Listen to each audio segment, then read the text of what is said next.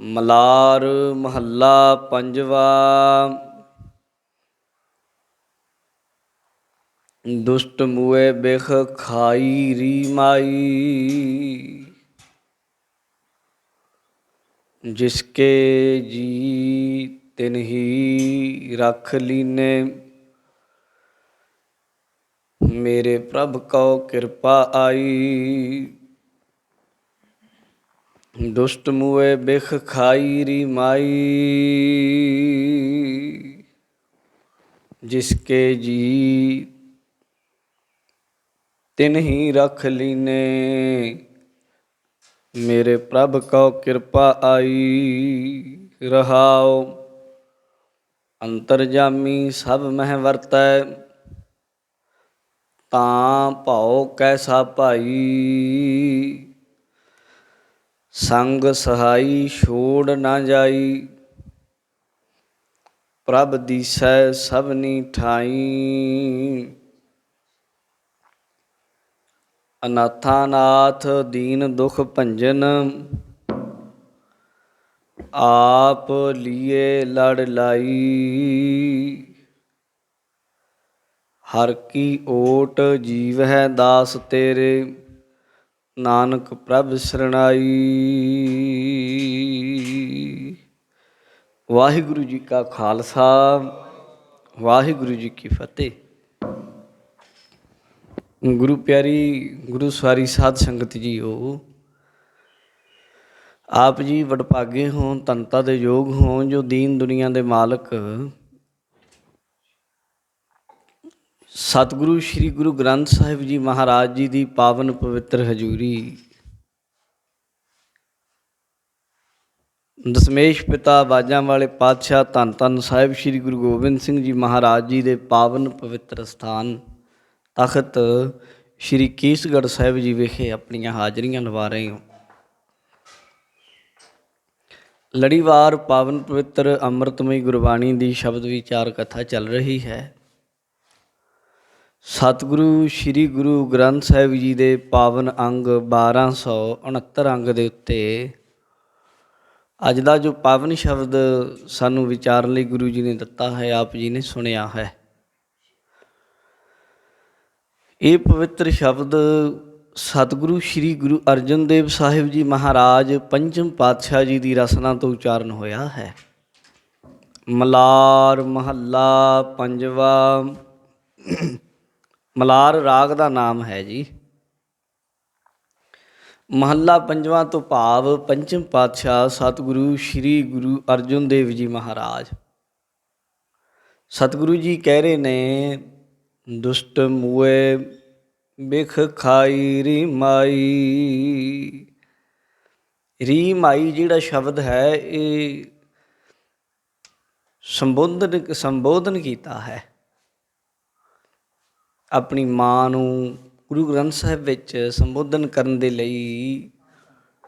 ਰੀ ਮਾਈ, ਰੇ ਭਾਈ, ਅੰਬਾਲੀ, ਮਨ ਰੇ, ਮੇਰੇ ਰਾਮ ਜੀਓ, ਇਹ ਬਹੁਤ ਸਾਰੇ ਇਸ ਤਰ੍ਹਾਂ ਦੇ ਸ਼ਬਦ ਮਿਲਦੇ ਆ। ਗੁਰੂ ਅਰਜਨ ਦੇਵ ਜੀ ਹੁਣ ਕਹਿ ਰਹੇ ਨੇ, ਹੇ ਮੇਰੀ ਮਾਂ, ਮਾਂ ਦੁਸ਼ਟ ਮੂਏ ਬਿਖ ਖਾਈ ਰੀ ਮਾਈ। ਦੁਸ਼ਟ ਨੇ ਨਾ ਜਿਹੜੇ ਦੁਸ਼ਟ, ਕਹਿੰਦੇ ਉਹ ਮਰ ਗਏ ਜ਼ਹਿਰ ਖਾ ਕੇ। ਗੁਰੂ ਕਾ ਪਿਆਰਾ ਇੱਕ ਗੱਲ ਇਹਦੇ ਵਿੱਚ ਪਹਿਲਾਂ ਥੋੜ੍ਹੀ ਜਿਹੀ ਸਮਝ ਲੈਣ ਵਾਲੀ ਹੈ। ਗੁਰਮੁਖ ਹੈ ਜਿਹੜਾ, ਉਹ ਕਿਸੇ ਦੇ ਨਾਲ ਵੈਰ ਵਿਰੋਧ ਨਹੀਂ ਕਰਦਾ।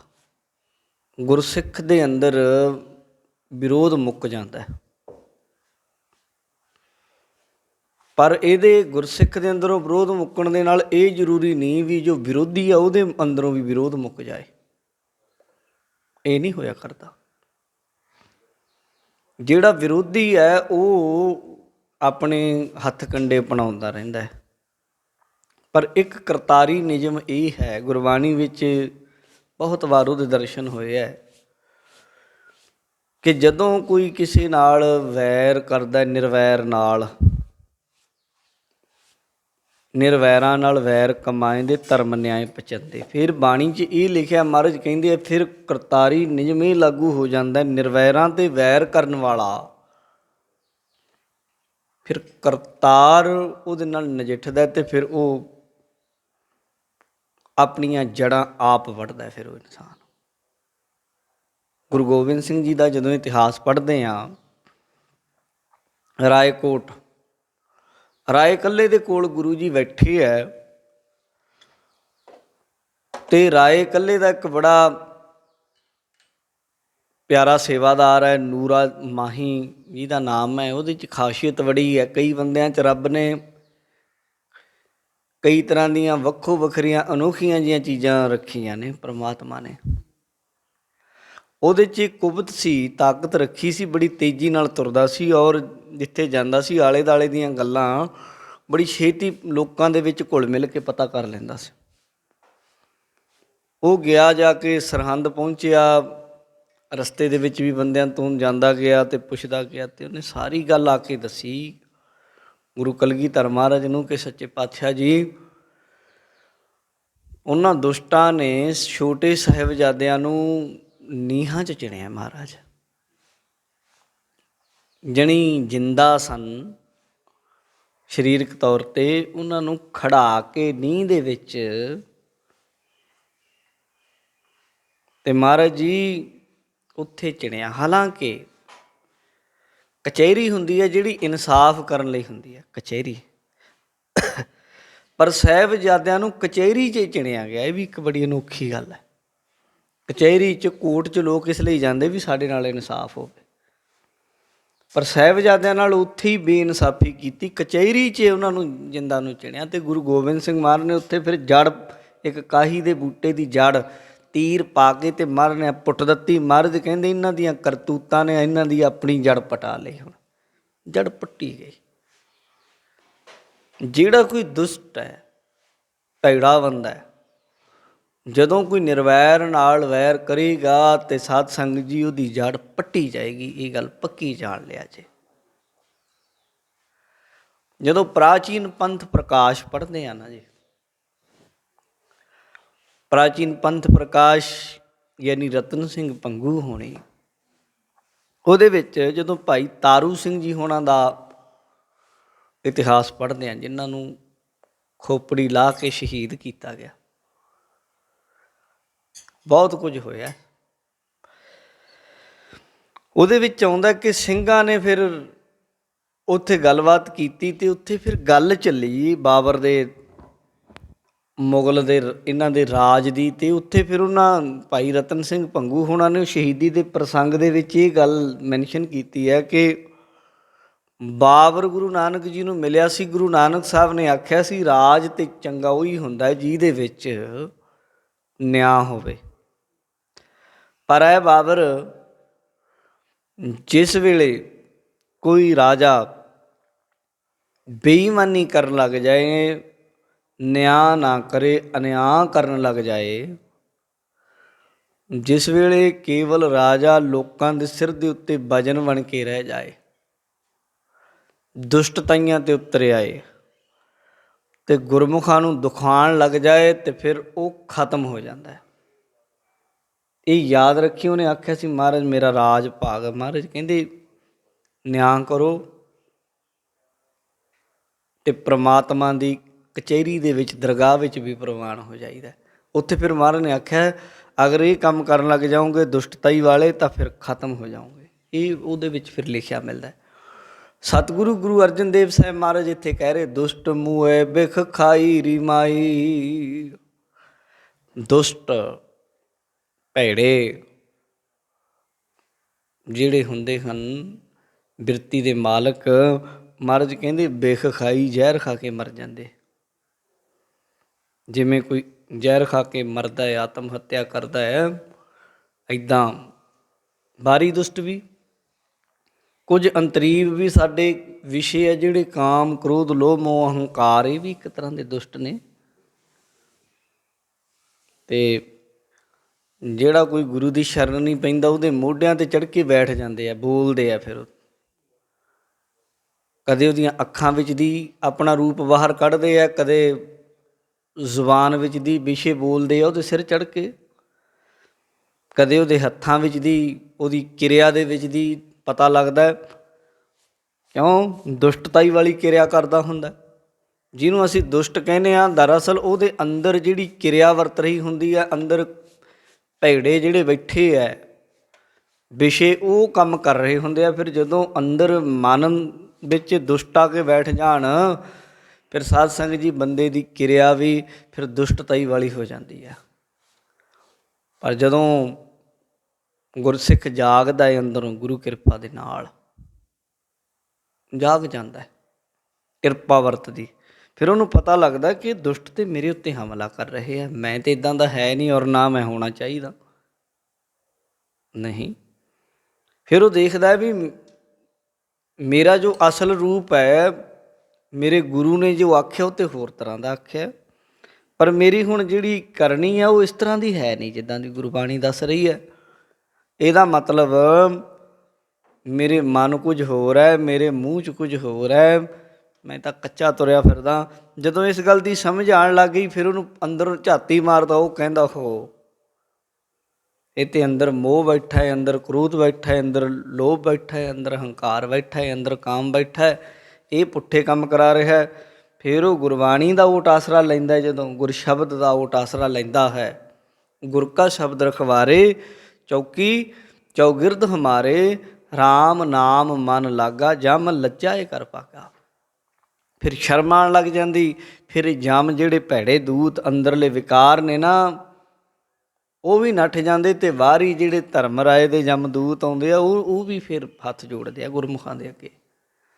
ਦੁਸ਼ਟ ਮੋਏ ਬਿਖ ਖਾਈ ਰੀਮਾਈ, ਜ਼ਹਿਰ ਜਿਵੇਂ ਖਾ ਕੇ ਮਰੀਦ ਹੈ ਨਾ, ਇੱਦਾਂ ਦੁਸ਼ਟ ਹੈ ਜਿਹੜੇ, ਉਹ ਵੀ ਫਿਰ ਇਉਂ ਮਰਦੇ, ਅੰਦਰਲੇ ਵਿਸ਼ੇ ਵੀ ਅਤੇ ਬਾਹਰੀ ਜਿਹੜੇ ਦੁਸ਼ਟ ਨੇ ਉਹ ਵੀ ਫਿਰ ਗੁਰਮੁਖਾਂ ਨਾਲ ਅੜਨ ਵਾਲੇ ਫਿਰ ਖਤਮ ਹੋ ਜਾਂਦੇ ਹਨ। ਜਿਸਕੇ ਜੀ ਤਿਨ ਹੀ ਰੱਖ ਲੀਨੇ, ਮੇਰੇ ਪ੍ਰਭ ਕਉ ਕਿਰਪਾ ਆਈ। ਜਿਸਕੇ ਜੀ ਤਿਨ ਹੀ ਰੱਖ ਲੀਨੇ, ਜਿਸ ਵਾਹਿਗੁਰੂ ਦੇ ਜੀ ਹਾਂ ਅਸੀਂ ਸਾਰੇ, ਜਿਹਨੇ ਸਾਨੂੰ ਸਾਜਿਆ ਹੈ, ਫਿਰ ਉਹ ਰੱਖਿਆ ਵੀ ਕਰਦਾ ਹੈ। ਜਿਸਕੇ ਜੀ ਤਿਨ ਹੀ ਰੱਖ ਲੀਨੇ, ਜਿਹਦਾ ਜੀਵ ਬਣਦਾ ਹੈ,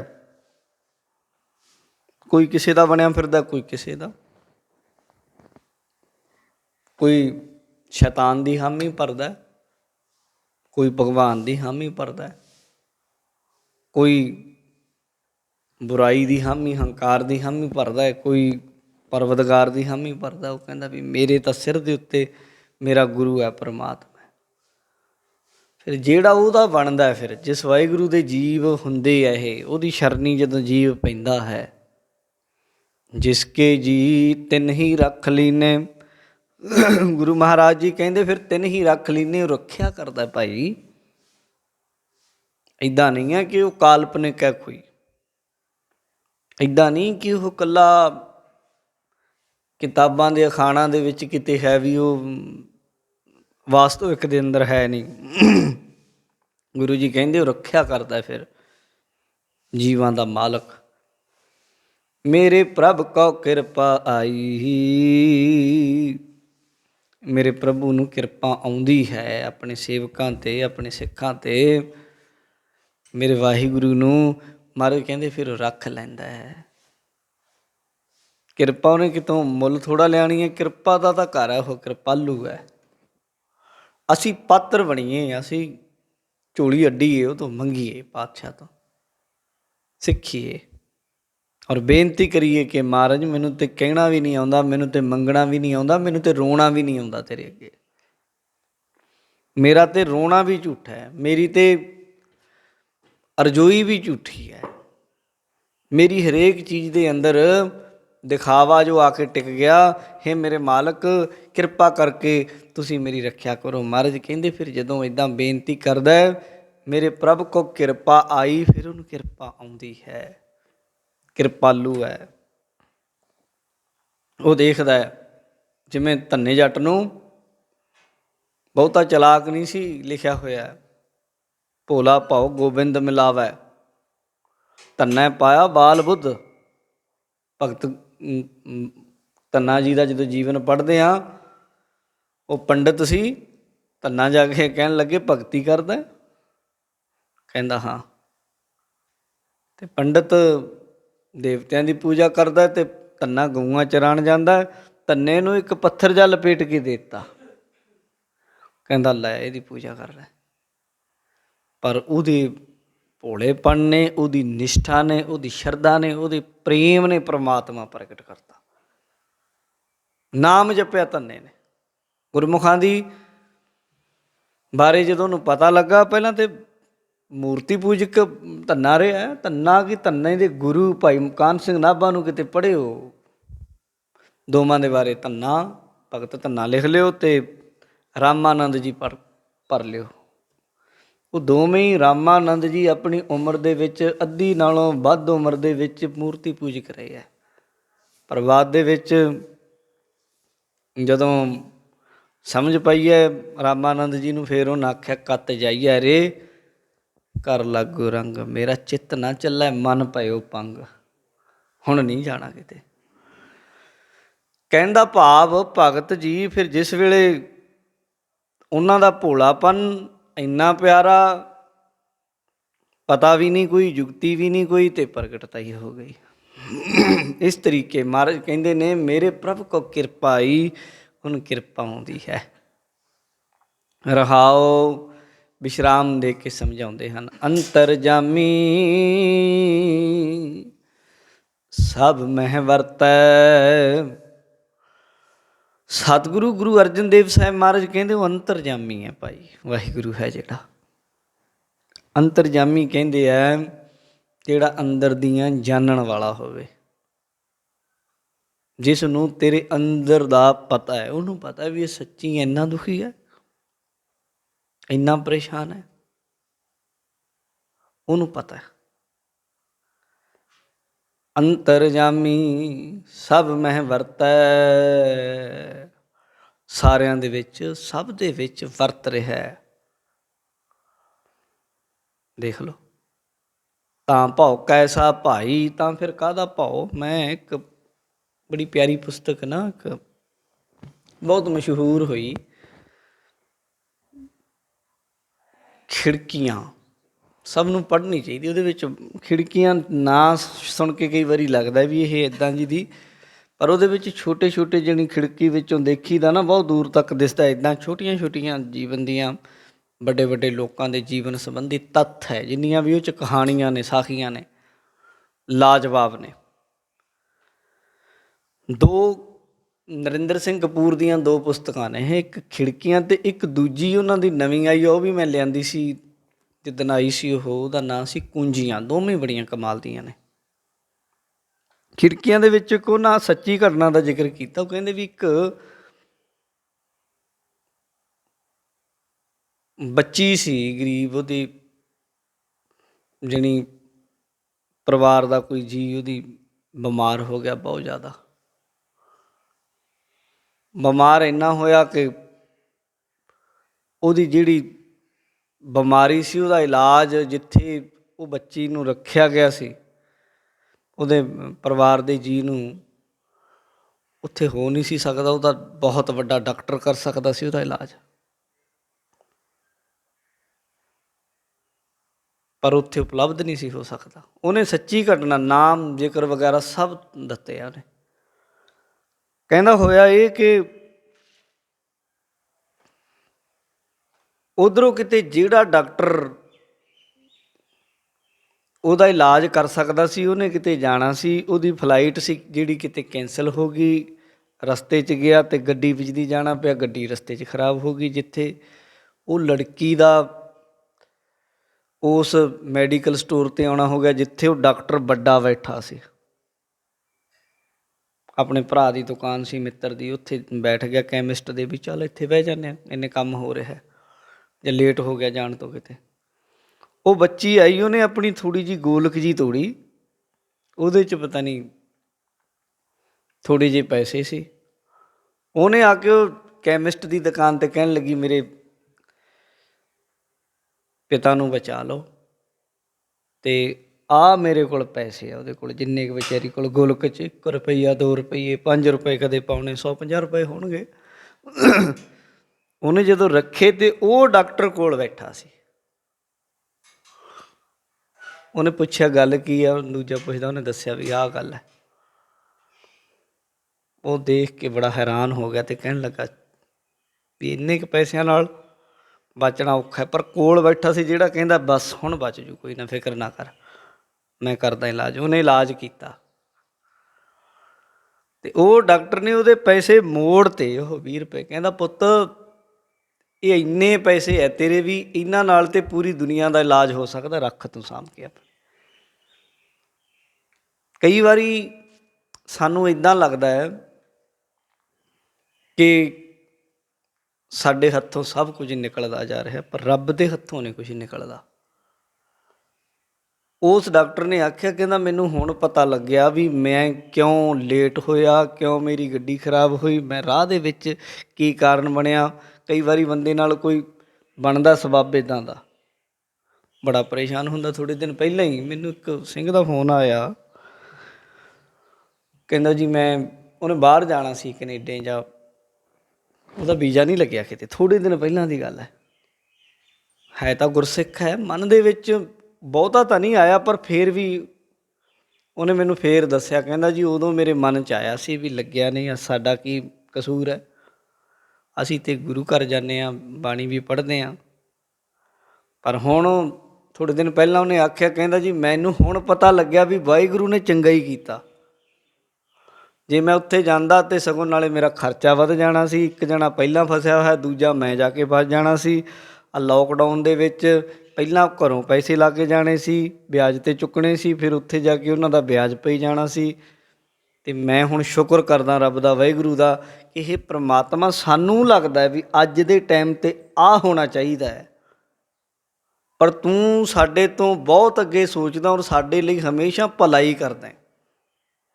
ਪਰ ਇਹ ਵੀ ਗੱਲ ਹੈ, ਤੁਮ ਕਰੋ ਭਲਾ ਹਮ ਭਲੋ ਨਾ ਜਾਣੈ, ਤੂੰ ਸਦਾ ਸਦਾ ਦਇਆਲਾ। ਹੇ ਵਾਹਿਗੁਰੂ, ਤੂੰ ਸਦਾ ਸਦਾ ਦਇਆਲੂ ਹੈ, ਤੂੰ ਭਲਾ ਕਰਦਾ, ਪਰ ਅਸੀਂ ਨਹੀਂ ਕਈ ਵਾਰੀ ਜਾਣ ਪਾਉਂਦੇ ਕਿ ਇਹਦੇ 'ਚ ਸਾਡਾ ਕੀ ਭਲਾ ਹੈ।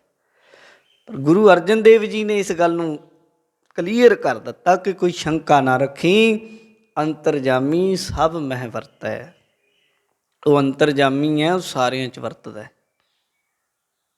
ਉਹਨੇ ਤੇਰਾ ਕੰਮ ਉਹ ਤੋਂ ਵੀ ਕਰਵਾ ਲੈਣਾ ਜਿਹਨੂੰ ਲੋਕ ਕਹਿੰਦੇ ਬੜਾ ਅੜਬਾ, ਇਹ ਨਹੀਂ ਕਿਸੇ ਦਾ ਕਰਦਾ। ਉਹਨੇ ਪਹਿਲਾਂ ਕਲਮ ਚੁੱਕੀ ਹੋਣੀ ਵੀ ਆ ਜਾਓ ਭਾਈ ਸਾਹਿਬ, ਆਓ ਕਰੀਏ ਕੰਮ ਤੁਹਾਡਾ।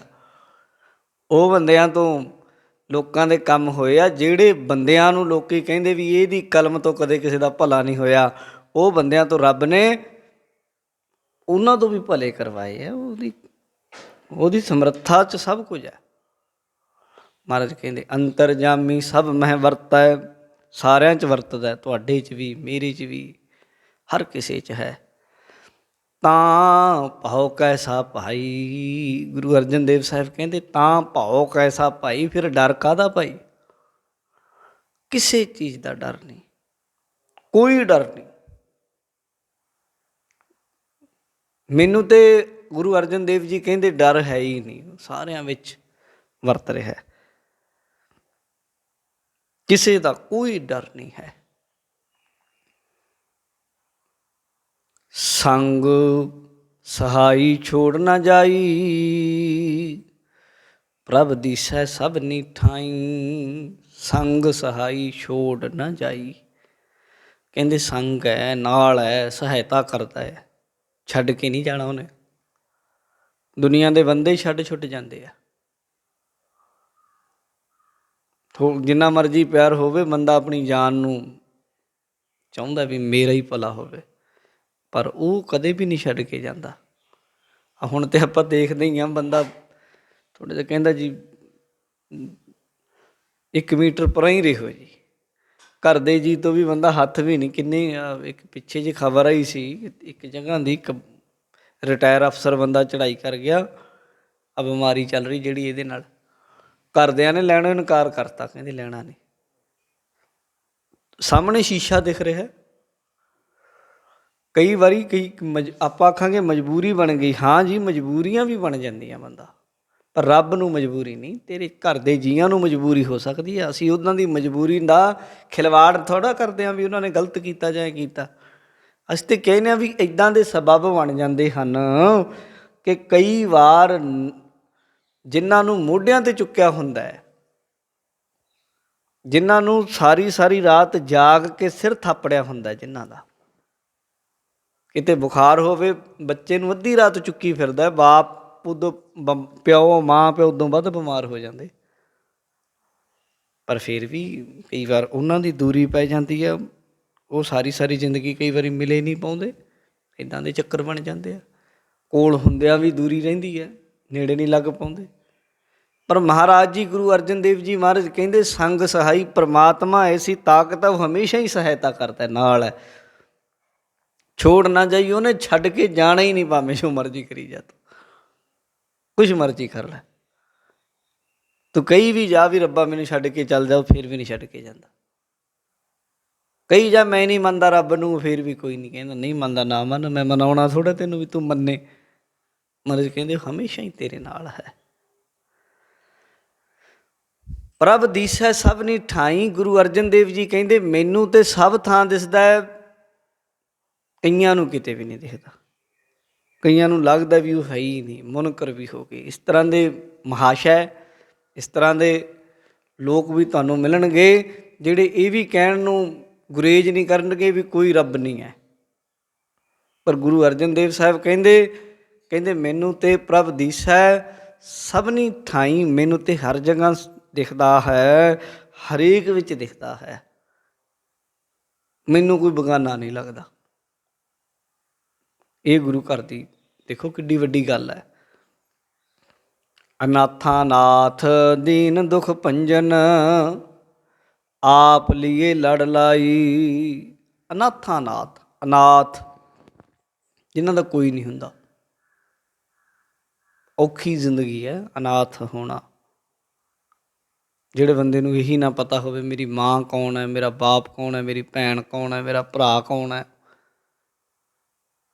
ਬਹੁਤ ਔਖਾ ਹੈ ਜ਼ਿੰਦਗੀ ਉਹਨਾਂ ਲਈ ਜਿਉਣੀ। ਪਰ ਮਹਾਰਾਜ ਜੀ ਕਹਿੰਦੇ ਅਨਾਥਾਂ ਨਾਥ ਦੀਨ ਦੁਖ ਭੰਜਨ, ਅਨਾਥਾਂ ਦਾ ਵੀ ਨਾਥ ਬਣਦਾ, ਫਿਰ ਇਹ ਮਾਲਕ ਬਣਦਾ, ਜਿਨ੍ਹਾਂ ਦਾ ਕੋਈ ਨਹੀਂ। ਗੁਰੂ ਜੀ ਦੇ ਜੀਵਨ ਵਿੱਚ ਪੜ੍ਹਦੇ ਦੋ ਵਿਚਾਰਧਾਰਾ ਨੇ, ਇੱਕ ਗੁਰੂ ਹਰਗੋਬਿੰਦ ਸਾਹਿਬ ਨਾਲ ਮੰਨਦੇ, ਇੱਕ ਗੁਰੂ ਹਰਰਾਏ ਸਾਹਿਬ ਨਾਲ ਜੋੜਦੇ ਇਸ ਸਾਖੀ ਨੂੰ। ਚਲੋ ਦੋਵੇਂ ਇੱਕੋ ਹੀ ਰੂਪ ਸੀ। ਗੁਰੂ ਜੀ ਘੋੜੇ ਉੱਤੇ ਸਵਾਰ, ਕੁਝ ਸਿੱਖ ਜਾ ਰਹੇ ਸਨ ਨਾਲ ਮਹਾਰਾਜ ਦੇ। ਜਾਂਦਿਆਂ ਜਾਂਦਿਆਂ ਕੀ ਦੇਖਦੇ, ਅਨਾਥਾਂ ਦਾ ਨਾਥ ਕਿਵੇਂ ਹੈ। ਕਿਤੋਂ ਰੋਣ ਦੀ ਆਵਾਜ਼ ਆਈ ਬੱਚੇ ਦੀ, ਬੱਚੇ ਦੇ ਰੋਣ ਦੀ ਆਵਾਜ਼ ਆਈ। ਮਹਾਰਾਜ ਕਹਿੰਦੇ ਬੱਚਾ ਕਿੱਥੇ ਰੋ ਰਿਹਾ, ਇੱਥੇ ਉਜਾੜ ਦੇ ਵਿੱਚ ਬੱਚੇ ਨੂੰ ਰੋਣ ਦੀ ਕਿੱਥੇ ਆਵਾਜ਼ ਆਈ। ਕਹਿੰਦੇ ਮਹਾਰਾਜ ਪਤਾ ਨਹੀਂ। ਮਹਾਰਾਜ ਨੇ ਘੋੜਾ ਰੋਕ ਲਿਆ, ਕਹਿੰਦੇ ਜਾਓ ਦੇਖੋ ਜਿੱਧਰੋਂ ਆਵਾਜ਼ ਆਉਂਦੀ, ਜਾਓ ਭਾਈ ਦੇਖੋ ਕੌਣ ਹੈ, ਕਿੱਥੋਂ ਰੋ ਰਿਹਾ ਬੱਚਾ, ਨਿਆਣਾ ਨਿੱਕਾ। ਸੇਵਾਦਾਰ ਗਏ, ਜਾ ਕੇ ਵੇਖਿਆ ਕੱਪੜੇ 'ਚ ਲਪੇਟਿਆ ਪਿਆ ਇੱਕ ਬੱਚਾ, ਛੋਟਾ ਜਿਹਾ, ਛੋਟਾ ਜਿਹਾ। ਅਤੇ ਜਦੋਂ ਉਹਦਾ ਮੂੰਹ ਇੱਦਾਂ ਦੇਖਿਆ, ਸਿੱਖ ਕਹਿੰਦੇ ਮਹਾਰਾਜ ਪਰਮਾਤਮਾ ਵਾਹਿਗੁਰੂ ਦੇ ਰੰਗ ਨੇ, ਦੇਖੋ ਕਿੱਦਾਂ ਦੇ ਆ। ਉਹਦੇ ਬੱਚੇ ਦੇ ਜੰਮਦੇ ਦੇ ਦੰਦ ਸੀ, ਕਿਤੇ ਕੀ ਨਹੀਂ ਹੋ ਜਾਂਦਾ, ਬਥੇਰਾ ਕੁਛ ਹੋ ਜਾਂਦਾ। ਕਹਿੰਦੇ ਮਹਾਰਾਜ ਇਹ ਕੁਥਰਾ ਜਾਣੀ ਭੈੜੇ ਨੂੰ ਕਹਿੰਦੇ ਆ ਕੁਥਰਾ, ਇਹਨੂੰ ਇਹਦੇ ਮਾਂ ਬਾਪ ਤਾਂ ਸੁੱਟ ਗਏ ਵੀ ਕੁਥਰਾ ਖੌਰੇ ਕੋਈ ਬਲਾ ਹੀ ਨਾ ਹੋਵੇ। ਕੋਈ ਲੋਕੀ ਡਰਦੇ ਬੜੇ ਸਨ ਪਹਿਲੇ ਟਾਈਮਾਂ ਦੇ ਵਿੱਚ। ਇਹਨੂੰ ਇਹਦੇ ਮਾਂ ਬਾਪ ਤਾਂ ਸਿੱਟ ਗਏ ਵੀ ਪਤਾ ਨਹੀਂ ਬੱਚਾ ਹੀ ਆ ਜਾਂ ਕੋਈ ਹੋਰ ਹੀ ਤਾਂ ਨਹੀਂ ਕੋਈ ਚੀਜ਼ ਜੰਮ ਗਈ। ਇਹ ਜੰਮਦੇ ਦੇ ਦੰਦ ਵੀ ਹੁੰਦੇ ਕਿਤੇ। ਕੁਥਰਾ ਭੈੜਾ, ਆਪਣਿਆਂ ਨੇ ਨਹੀਂ ਅਪਣਾਇਆ ਮਹਾਰਾਜ, ਇਹਨੂੰ ਸਿੱਟ ਗਏ। ਗੁਰੂ ਸਾਹਿਬ ਮਹਾਰਾਜ ਕਹਿੰਦੇ ਉਰੇ ਫੜਾਓ, ਗਲ ਨਾਲ ਲਾ ਲਿਆ ਮਹਾਰਾਜ ਨੇ। ਇੱਦਾਂ ਗਰੀਬਾਂ ਦੀ ਸਹਾਇਤਾ ਕਰਦੇ, ਐਂ ਗਲ ਨਾਲ ਲਾ ਕੇ ਸਿਰ 'ਤੇ ਹੱਥ ਫੇਰਿਆ ਮਹਾਰਾਜ ਨੇ, ਮੱਥਾ ਚੁੰਮਿਆ, ਐਂ ਮੂੰਹ ਸਾਫ਼ ਕੀਤਾ। ਕਹਿੰਦੇ ਵਾਹ, ਕੁਥਰਾ ਨਹੀਂ, ਇਹਦਾ ਨਾਂ ਸੁਥਰਾ ਹੋਏਗਾ। ਆਖੋ ਸਤਿਨਾਮ ਸ਼੍ਰੀ ਵਾਹਿਗੁਰੂ। ਸਿੱਖ ਇਤਿਹਾਸ ਵਿੱਚ ਸੁਥਰੇ ਸ਼ਾਹ ਦਾ ਨਾਮ ਹਮੇਸ਼ਾ ਆਉਂਦਾ ਹੈ। ਸੁਥਰੇ ਦਾ ਜਦੋਂ ਜੀਵਨ ਪੜ੍ਹਦੇ ਹਾਂ, ਇੰਨਾ ਵਧੀਆ ਜੀਵਨ ਹੈ, ਹਸਮੁਖ। ਇੱਦਾਂ ਦੀਆਂ ਉਹਦੀਆਂ ਸਾਖੀਆਂ ਮਿਲਦੀਆਂ ਭਾਈ ਸੁਥਰੇ ਦੀਆਂ ਕਿ ਭਾਈ ਸੁਥਰੇ ਸ਼ਾਹ ਜਦੋਂ ਵੀ ਗੱਲ ਕਰਦਾ ਹਾਸੇ ਨਾਲ, ਮਖੌਲ ਨਾਲ ਗੱਲ ਕਰਦਾ ਸੀ, ਮਜ਼ਾਕੀਆ ਸੁਭਾਅ ਸੀ ਉਹਦਾ। ਇੰਨੀ ਜੁਰਤ ਸੀ, ਗੁਰੂ ਸਾਹਿਬ ਮਹਾਰਾਜ ਨਾਲ ਵੀ ਕਈ ਵਾਰੀ ਹਾਸੇ 'ਚ ਗੱਲ ਕਰ ਜਾਂਦਾ ਸੀ। ਹੈ ਸੀ ਅਨਾਥ, ਪਰ ਗੁਰੂ ਪਾਤਸ਼ਾਹ ਨੇ ਕਦੇ ਝਿੜਕਿਆ ਤੱਕ ਨਹੀਂ ਬੇਵਜ੍ਹਾ। ਬੜੀਆਂ ਗੱਲਾਂ ਤਰੀਕੇ ਨਾਲ ਕਰਦਾ, ਬੜੀਆਂ ਗੱਲਾਂ ਉਹ ਐਨ ਜਿਵੇਂ ਕਹਿੰਦੇ ਟਿਕਾਣੇ 'ਤੇ ਸੱਟ ਮਾਰਦਾ ਅਤੇ ਗੱਲ ਹਾਸੇ 'ਚ ਕਰ ਜਾਂਦਾ। ਹੋਇਆ ਇੱਦਾਂ। ਇੱਕ ਵਾਰੀ ਮੈਂ ਤੁਹਾਨੂੰ ਛੋਟੀ ਜਿਹੀ ਗੱਲ ਸੁਣਾ ਵੀ ਦੇਵਾਂ ਭਾਈ ਸੁਥਰੇ ਸ਼ਾਹ ਦੀਆਂ, ਬਹੁਤ ਨੇ। ਗੁਰੂ ਗੋਬਿੰਦ ਸਿੰਘ ਮਹਾਰਾਜ ਸੱਚੇ ਪਾਤਸ਼ਾਹ ਦੇ ਸਮੇਂ ਦੀ ਗੱਲ ਹੈ ਕਿ ਸੰਗਤ ਬੈਠੀ ਅਤੇ ਗੁਰੂ ਜੀ ਵਚਨ ਕਰੀ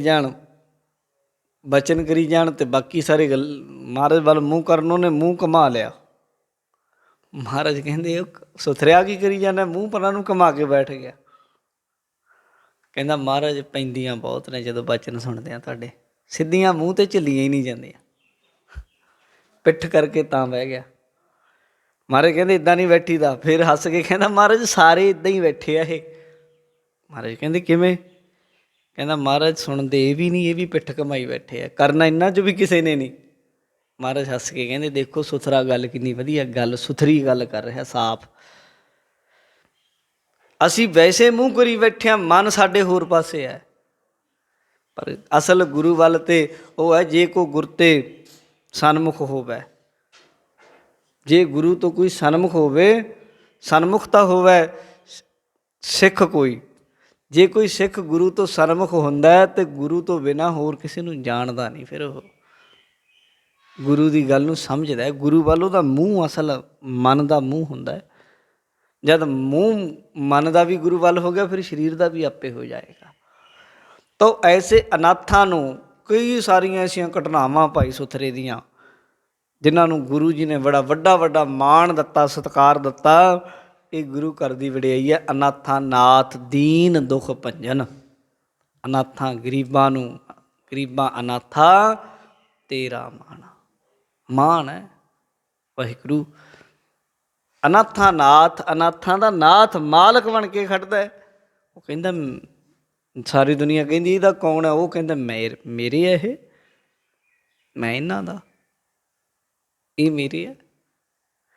ਜਿਨ੍ਹਾਂ ਨੂੰ ਲੋਕ ਨਿਮਾਣੇ, ਨਿਤਾਣੇ, ਨੀਚ, ਸ਼ੂਦਰ ਕਹਿੰਦੇ ਸਨ, ਪਹਾੜੀ ਰਾਜੇ ਕਹਿੰਦੇ ਸਨ, ਕਹਿੰਦੇ ਮਹਾਰਾਜ ਇਹ ਕੌਣ ਨੇ? ਇਹਨਾਂ ਨੂੰ ਕੌਣ ਜਾਣਦਾ? ਤੁਸੀਂ ਸਾਡੇ ਗੁਰੂ ਬਣੋ, ਸਾਨੂੰ ਅੰਮ੍ਰਿਤ ਛਕਾਓ। ਇਹ ਕੌਣ ਨੇ? ਇਹ ਗਰੀਬ, ਨਿਮਾਣੇ, ਨਿਤਾਣੇ, ਸ਼ੂਦਰ ਲੋਕ। ਮਹਾਰਾਜ ਕਹਿੰਦੇ ਇੱਦਾਂ ਨਾ ਕਹੋ, ਮੇਰੇ ਨੇ, ਇਹ ਮੇਰੇ ਬੇਟੇ ਨੇ, ਮੇਰੇ ਆਪਣੇ ਨੇ। ਇਉਂ ਗੱਲ ਲਾਇਓ, ਵੱਖਰੀ ਗੱਲ ਹੈ। ਉਹ ਅਨਾਥ ਜਿਨ੍ਹਾਂ ਨੂੰ ਮਹਾਰਾਜ ਨੇ ਗਲ ਲਾਇਆ, ਜਿਨ੍ਹਾਂ ਨੂੰ ਵਿਪਰ ਨੇ ਲਤਾੜਿਆ ਹੋਇਆ ਸੀ, ਜਿਨ੍ਹਾਂ ਦੀ ਇੰਨੀ ਵੀ ਜੁਰਤ ਨਹੀਂ ਸੀ ਕਿ ਹਵਾ ਚੱਲਦੀ ਹੋਵੇ, ਜਿੱਧਰੋਂ ਹਵਾ ਆ ਰਹੀ ਹੋਵੇ ਉੱਧਰ ਦੀ ਲੰਘ ਜਾਣ। ਮੂੰਹ ਦੇ ਵਿੱਚ, ਗਲ ਦੇ ਵਿੱਚ ਕੁੱਜਾ ਪਾ ਕੇ ਘੁੰਮਣਾ ਪੈਂਦਾ ਸੀ। ਜੇ ਥੁੱਕ ਆਇਆ ਤੇ ਕੁੱਜੇ 'ਚ ਥੁੱਕਣ, ਧਰਤੀ 'ਤੇ ਥੁੱਕਣ ਨਾ। ਪਾਣੀ ਨਹੀਂ ਲੈ ਸਕਦੇ ਸੀ ਖੂਹ ਤੋਂ, ਵਿਪਰਦੇ ਤੋਂ। ਜਿਨ੍ਹਾਂ 'ਚ ਇੰਨੀ ਵੀ ਤਾਕਤ ਨਹੀਂ ਸੀ, ਉਹਨਾਂ ਨੂੰ ਬਰਾਬਰ ਦਾ ਮਾਣ ਦੇ ਦਿੱਤਾ। ਅਤੇ ਅੱਜ ਉਹੀ ਕਹਿੰਦੇ ਆ ਗੁਰੂ ਨੇ ਸਾਡੇ ਲਈ ਕੀ ਕੀਤਾ, ਅਸੀਂ ਨਹੀਂ ਗੁਰੂ ਨੂੰ ਮੰਨਦੇ। ਇਹਦੋਂ ਵੱਡੀ ਮੰਦਭਾਗਤਾ ਅਤੇ ਬੇਸਮਝੀ ਜਾਂ ਕਹਿ ਦਿਓ ਅਹਿਸਾਨ ਫਰਾਮੋਸ਼ੀ ਹੋਰ ਹੋ ਕੀ ਸਕਦੀ ਹੈ। ਪਰ ਗੁਰੂ ਨੇ ਤਾਂ ਕਸਰ ਨਹੀਂ ਕੋਈ ਛੱਡੀ। ਗੁਰੂ ਨੂੰ ਤਾਂ ਜਦੋਂ ਮਾਤਾਵਾਂ ਨੇ ਪੁੱਛਿਆ, ਦਮਦਮਾ ਸਾਹਿਬ ਦੀ ਗੱਲ ਹੈ, ਮਹਾਰਾਜ ਤੁਹਾਡੇ ਸਾਹਿਬਜ਼ਾਦੇ ਨਜ਼ਰੀ ਨਹੀਂ ਆਉਂਦੇ, ਚਾਰੇ ਸਾਹਿਬਜ਼ਾਦੇ ਕਿੱਥੇ ਹੈ? ਉਦੋਂ ਗੁਰੂ ਜੀ ਨੇ ਹੱਥ ਕਿਹਨਾਂ ਵੱਲ ਕੀਤਾ ਸੀ? ਬਚਨ ਕਿਉਂ ਕੀਤਾ ਸੀ? ਇਨ ਪੁੱਤਰਨ ਕੇ ਸੀਸ ਪਰ ਬਾਰ ਦੀਏ ਸੁਤ ਚਾਰ, ਚਾਰ ਮੂਹੇ ਤੋਂ ਕਿਆ ਹੁਆ ਜੀਵਤ ਕਈ ਹਜ਼ਾਰ। ਕਹਿੰਦੇ ਆਹ ਦੇਖ ਆਪ ਜਿੰਨੇ ਬੈਠੇ ਸਭ ਮੇਰੇ ਪੁੱਤ ਹੈ। ਮਹਾਰਾਜ ਗੁਰੂ ਗੋਬਿੰਦ ਸਿੰਘ ਨੇ ਵਚਨ ਕੀਤਾ। ਗੁਰੂ ਨੇ ਤੇ ਪੁੱਤ ਬਣਾਇਆ, ਆਪਣੇ ਅਸਲੀ ਪੁੱਤ, ਆਪਣੇ ਬਿੰਦੀ ਪੁੱਤ ਬਾਰ ਕੇ ਬਚਨ। ਪਰ ਹੁਣ ਵੱਖਰੀ ਗੱਲ ਹੈ ਕਿ ਜਿਨ੍ਹਾਂ ਨੂੰ ਬਣਾਇਆ ਉਹ ਬਣਨ ਨੂੰ ਤਿਆਰ ਨਹੀਂ। ਬਸ ਗੱਲ ਇੱਥੇ ਖੜੀ ਹੈ। ਉਹ ਕਹਿੰਦੇ ਵੀ ਅਸੀਂ ਨਹੀਂ ਮੰਨਦੇ ਗੁਰੂ ਨੂੰ। ਪਰ ਫਿਰ ਵੀ ਗੁਰੂ ਨੇ ਕਿਤੇ ਨਹੀਂ ਆਖਿਆ ਕਿ ਨਹੀਂ ਭਾਈ ਮੇਰੇ ਹੈ ਨਹੀਂ। ਉਹਨੇ ਫਿਰ ਵੀ ਗੱਲ ਲਾਇਆ। ਉਹਦਾ ਸੁਭਾਅ ਹੈ, ਬਿਰਧ ਹੈ ਉਹਦਾ। ਅਨਾਥਾਂ ਨਾਥ, ਜਿਨ੍ਹਾਂ ਦਾ ਕੋਈ ਨਹੀਂ ਉਹਨਾਂ ਦਾ ਮਾਲਕ ਹੈ, ਉਹਨਾਂ ਦਾ ਬਣ ਕੇ ਖੜ੍ਹਦਾ ਹੈ। ਦੀਨ ਦੁੱਖ ਭੰਜਨ, ਉਹ ਦੀਨਾਂ ਦੇ ਗਰੀਬਾਂ ਦੇ ਦੁੱਖਾਂ ਨੂੰ ਭੰਨਦਾ ਹੈ। ਉਹਦੇ ਕੋਲ ਤਾਕਤ ਹੈ, ਉਹਦੇ ਅੱਗੇ ਦੁੱਖ ਖੜ੍ਹਦਾ ਹੀ ਨਹੀਂ। ਗੁਰੂ ਗੋਬਿੰਦ ਸਿੰਘ ਮਹਾਰਾਜ ਸੱਚੇ ਪਾਤਸ਼ਾਹ ਦੇ ਅੱਗੇ ਕੋਈ ਦੁੱਖ ਖੜ੍ਹ ਜਾਏਗਾ? ਨਹੀਂ ਖੜ੍ਹਦਾ। ਵੱਡੇ ਤੋਂ ਵੱਡਾ ਦੁੱਖ ਬਿਲਕੁਲ ਟੁੱਟ ਜਾਂਦਾ ਹੈ ਜਦੋਂ ਗੁਰੂ ਗੋਬਿੰਦ ਸਿੰਘ ਮਹਾਰਾਜ ਬਰਕਤ ਪਾਉਂਦੇ ਹਨ। ਆਪ ਲੀਏ ਲੜ ਲਾਈ,